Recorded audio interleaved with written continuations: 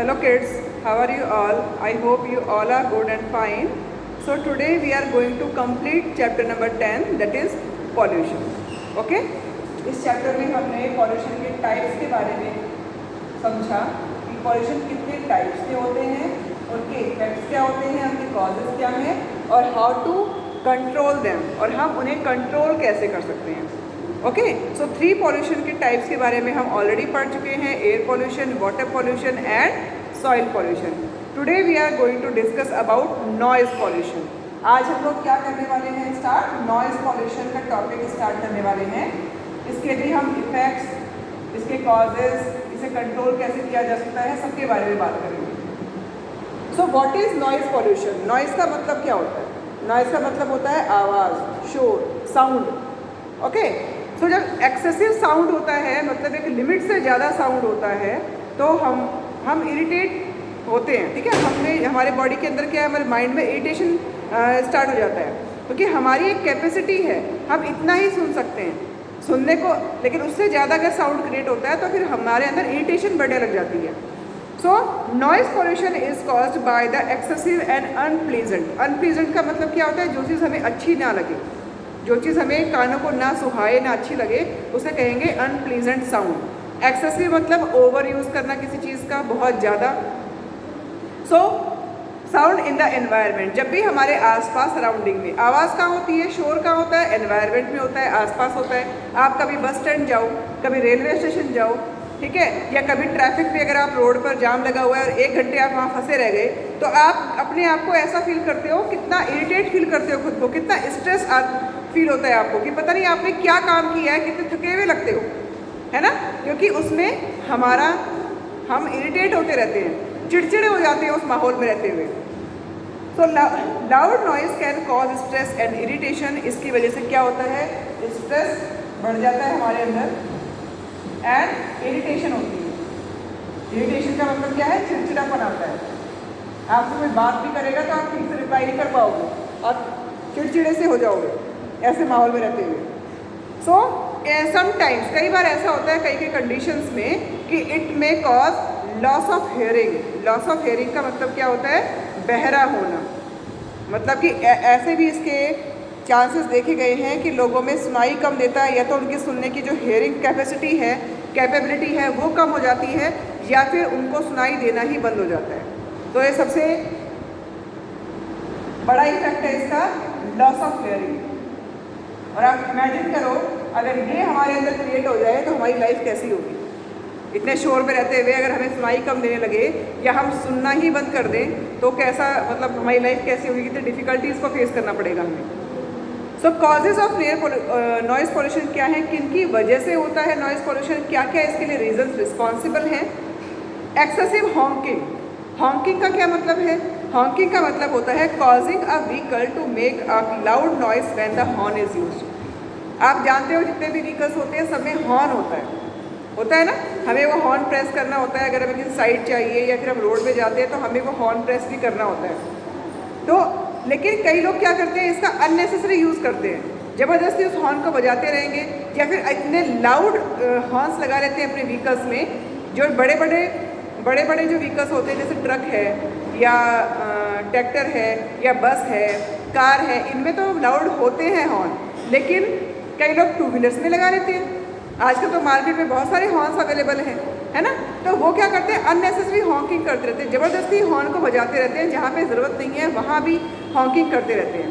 तो ये यहाँ पे बहुत बड़ा कॉज है ट्रैफिक में, क्योंकि ट्रैफिक में वैसे ही इतने सारे व्हीकल्स चल रहे होते हैं, और वहाँ पे हर कोई अगर ऐसे हॉर्न बजाएगा, इतने प्रेस करेगा, तो उस टाइम पे कितना नॉइज़ क्रिएट होगा, कितना शोर होगा वहाँ पे.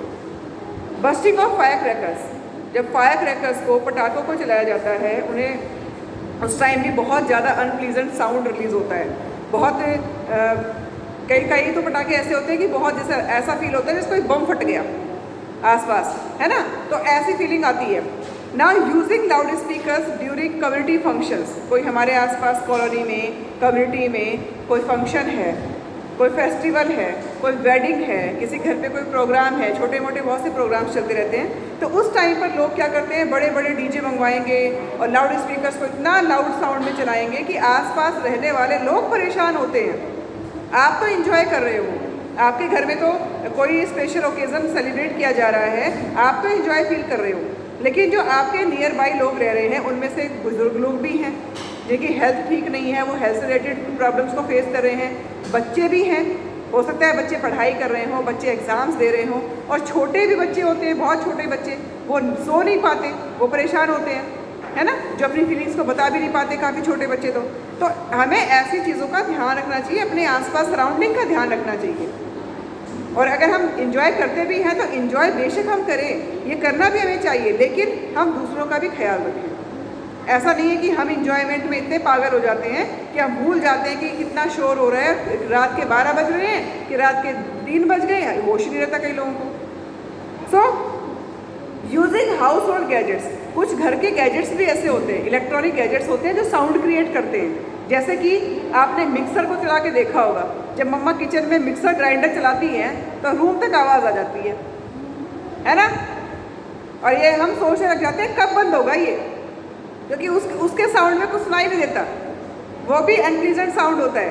अगर वैक्यूम क्लीनर, आपके घर में अगर वैक्यूम क्लीनर है जिससे कि इजीली हम क्या क्लीनिंग कर सकते हैं घर की, तो वैक्यूम क्लीनर भी बड़ा शोर करता है, बड़ी आवाज़ आती है उससे भी। जनरेटर्स, अगर आसपास कहीं मशीनरी चल रही है या कहीं जनरेटर किसी घर में यूज़ होता है, या कोई छोटी मोटी फैक्ट्री है, कोई शॉप है, वहाँ पे अगर लाइट चली गई और उस टाइम पे जनरेटर ऑन कर दिया तो कितना शोर होता है जनरेटर से। तो ये चीज़ें हैं जो हमारे सराउंडिंग में होती हैं और इनसे भी बड़ा नॉइज़ क्रिएट होता है ना। इफ़ेक्ट्स, अब इनके क्या इफ़ेक्ट्स पड़ते हैं, तो देखो 2 इफेक्ट, 3 ये तो हमने पढ़ लिए थे। इससे स्ट्रेस होता है, इरिटेशन होता है, लॉस ऑफ हियरिंग होता है।